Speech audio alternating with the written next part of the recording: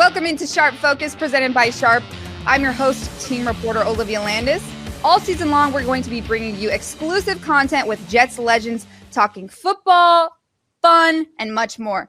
So without further ado, this week's guests are Greg Buttle and Nick Ferguson, both former Jets legends. And Nick Ferguson, actually a former Denver Bronco as well. Fellas, thank you so much for joining the show today. Nice to be seen. Yes, it is. So happy to have you guys join me today. Thursday night football. It's prime time, guys. Denver Broncos versus the New York Jets. Both teams, unfortunately, got off to a little bit of a rough start. Both 0-3 at the current moment. They're looking to end the first quarter of the season on a high note. So, Greg, we're going to go to you first. What is one of the biggest keys that the New York Jets need to hone in on to grab their first win of the season? Well, first, let me just say Thursday night football is probably one of the greatest inventions as far as I'm concerned. I love Thursday night football. It sets you up for the weekend. It gets you through the midweek boredom, and you get to see most of the time your inter-conference rivalries or your divisional rivalries. So that being said, this is a big place for a football team to get its first victory, especially, the Jets are just 0-3 and looking badly in their first three games. They can't score points.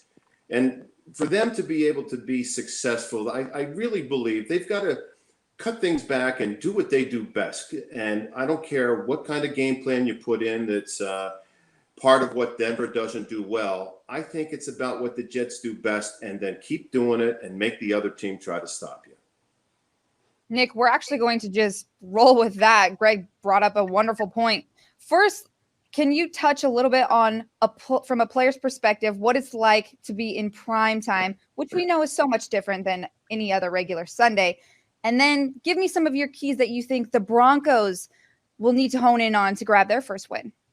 Well, first and foremost, the Thursday night football games, it can be tough on coaches and personnel because it's a short week. You have to reduce your game plan. You use a lot of that time that you would normally have to put other things and new wrinkles into the offense or defense, but you don't get a chance to do this. So it's great for the Jets that they are hosting this game so they don't have to worry about, all of those type of things that most teams usually have to think about. As it pertains to the Denver Broncos, the first thing they want to do is establish the run. They haven't been able to do that in the past couple of weeks. They spent a lot of money on Melvin Gordon, bringing him in because the idea was that he was a bigger back, and hopefully they were thinking that maybe those third and short, those balls inside the red zone, he would be successful, pushing the ball across, but he hasn't been able to do that. I mean, so far this season, maybe 60 yards on the ground, in the games that he's played thus far. So they need to really get him going. We're still waiting to see if Philip Lindsay is going to play. He's going to be a game time decision. If he definitely plays, now if you're Pat Sherman, you want to get the ball in those two running backs' hands because now that opens the passing lanes for Brett Rippon, who's making his first official start. And I can tell you as a player, it is nerve-wracking to know that you're going to start because when you are a backup, you sleep the night before like a baby. But when you know you're going to start, the pressure is on.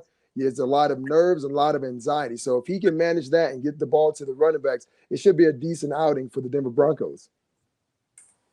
You both brought up wonderful points. Like you said, both teams need to make some pretty big adjustments if they're going to get or secure that win in Thursday night football. Actually, I would like to touch on something you said, Nick. You talked about the backup quarterback for the Denver Broncos. Now, Greg, we're going to go to you quickly. You are a former defensive player, a linebacker. How can Greg Williams take advantage of a young quarterback who is making his first professional start in his second season, but he's a backup? How can Greg Williams take advantage of that? Well, the vocabulary that will be in use tonight it starts with the word blitz.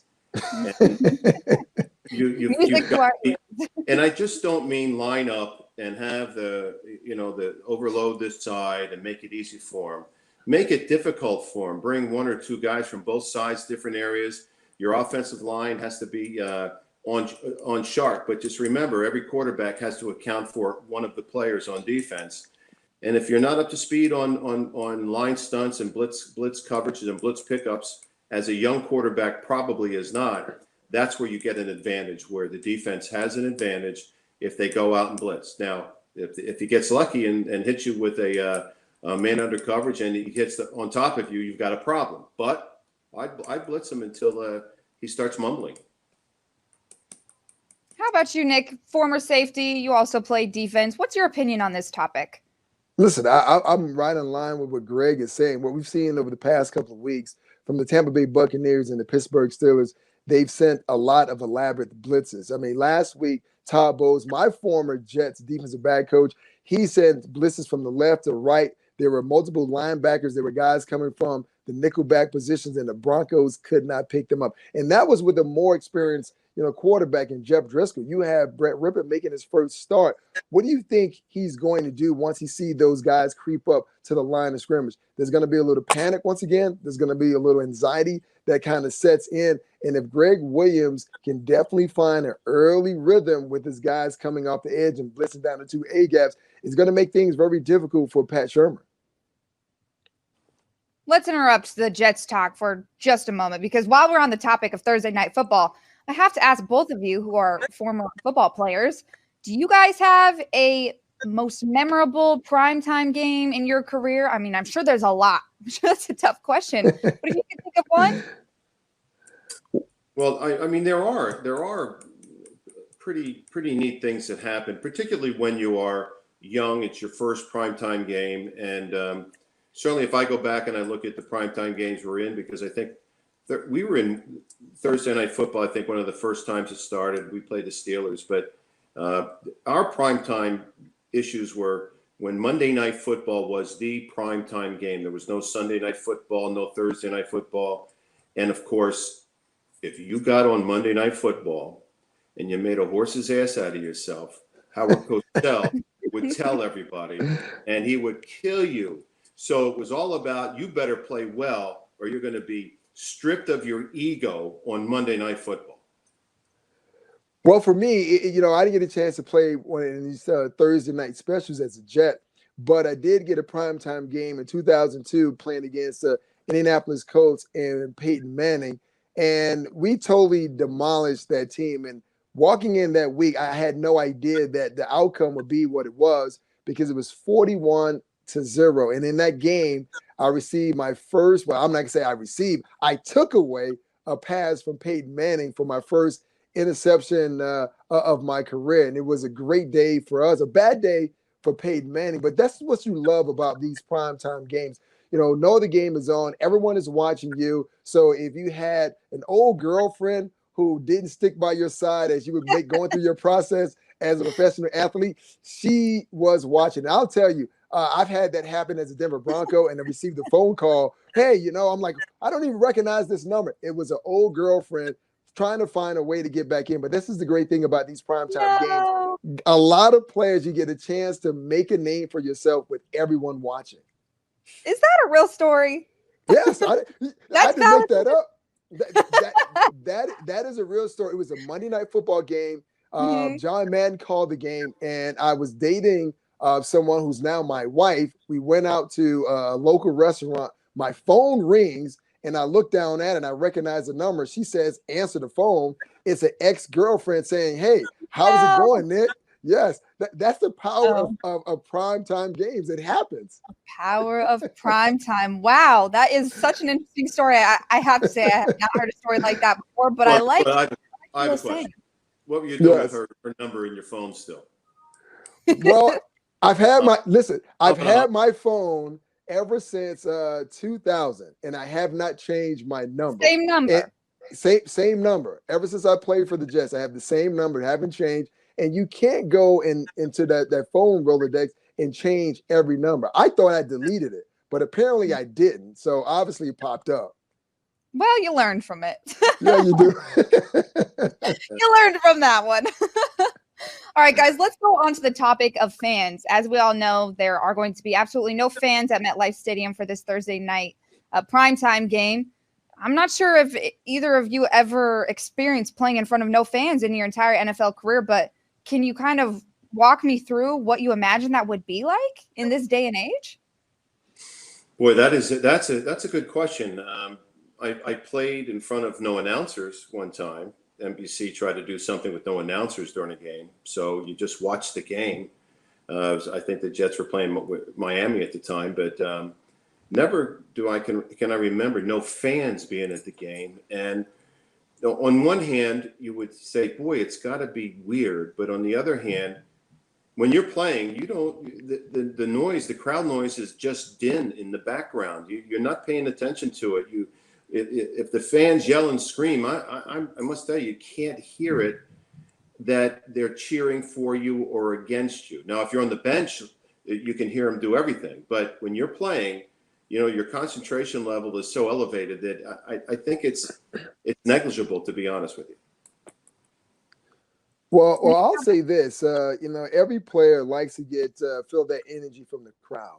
And being as though this is a home game for the Jets, not having fireman Ed there and not hearing that Jets, Jets, Jets, Jets, to me, that kind of takes away from the football atmosphere and the football type of environment. So I can only imagine how difficult it is for a lot of those guys to kind of really get up for a game. And you're looking at both sides, the Broncos, and you look at the Jets. They're teams that are both beat up. They're kind of young. Sam Darnold is still learning to play this game and not being able to feed off that crowd to kind of give you that momentum, that boost on a Thursday night. You have to think that that's real difficult for not just the players, but the coaching staffs as well.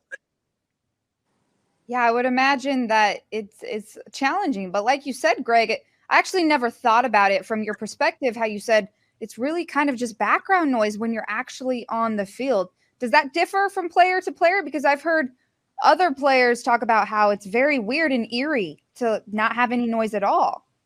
Well, again, I've never, ever had a hard time hearing the quarterback bark out players or audibles or anything. I never had that. I don't care what stadium you were in, how loud the crowd was, because I wasn't listening to the crowd. I was listening to the quarterback, and I was talking to my other players and trying to disrupt the offensive linemen and screaming at them. So there was a lot of different things going on. So to me, it wasn't like there were a million people there. But again, I have not experienced a game where there are no people in the stands, other than when you would practice at Hofstra and across the street from our complex back in the 70s, where the stadium was empty. It was echoes the whole time. So I can only imagine they're hearing echoes half the time. Well, I will report back to both of you because I will be at MetLife Stadium for the game.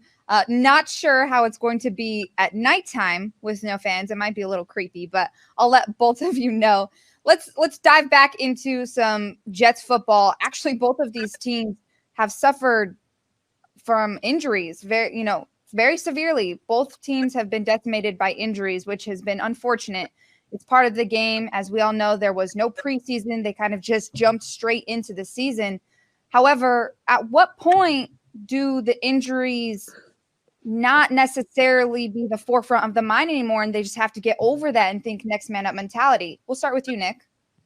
Well, you know what? First and foremost, I never liked the idea of next man up mentality. To me, that makes you think as though, well, the guy who's in waiting, he was never qualified in the first place. I like the fact of saying, hey, listen, let's bring a guy up, let's plug and play him, and he's going to be able to do a great job. Do you ever get over to the idea of having a multitude of injuries? No, you don't. But this is where the evaluation process from the GM and the scouting department really comes in, because both teams are reeling with injuries, but can you bring adequate guys who've been waiting and inching and chomping at the bit to kind of get their moment in the sun? And once you put them in, how well can they play? Because when you look at the Denver Broncos, they're playing with the backups. These are guys who probably wouldn't have never made, NFL rosters in the first place, but you now have to, rest on them for those guys to go out and definitely be productive. So it's one of those things that, make you pull your hair out if you're a fan. It stresses you out as you're a coach, because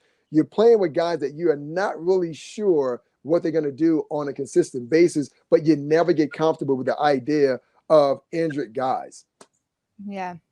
Unfortunately, they're part of the game, but I agree with that. I'm sure it's not an idea that you ever necessarily get used to, or an idea that anybody enjoys for that matter. Greg, what's your opinion on this topic? Well, the opinion on injuries to me is that Hey, injuries are part of the game. There are players that will not play hurt. There are players that do play injured. And sometimes the players that are playing injured still play better than the guy that's behind them that would be at 100%. So it's questionable a lot of times. I would say the value of a backup guy. A lot of times on defense, you have the way it works now is situation substitution. You probably have 11 starters and you're rotating in 16, 17 guys throughout the game. It's when you have to use the rotation of the guy that doesn't play 50 snaps and he may play 15, where all of a sudden now he's got to play 50 snaps. And now who else is going to come in and play the 15? You really have a problem with that guy playing the 15 snaps, because now that's the guy that Nick was talking about. That was the guy, the backup of the backup.